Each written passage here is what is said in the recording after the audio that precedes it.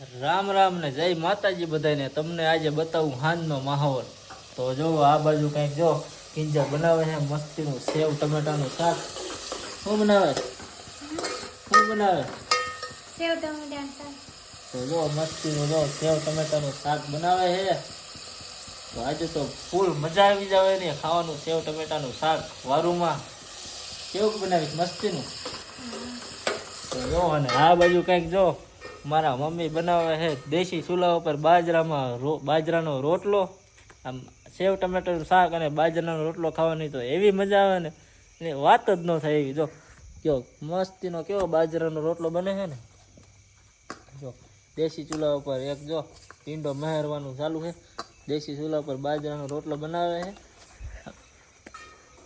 આમ ખરેખર આમ કોમેન્ટ કરજો, બાજરાનો રોટલો અને સેવ ટમેટાનું શાક હોય કેવી મજા આવે. મસ્ત મજાનું જો બને છે, ફૂલ મોજ આવી જવાની છે ખાવાની.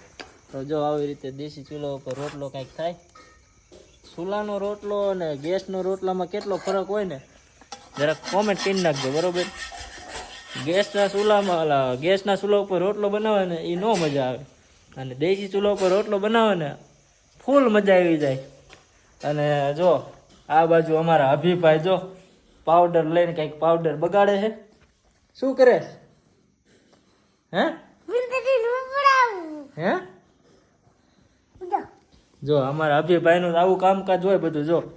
જો અમારા મીંદડીનું બચ્ચું છે, આ મીંદડીના બચ્ચાને લઈને પાવડર સોપડે. જો તે એને પાવડર સોપડવાનો હોય હે કે તું સોપડેશ હે?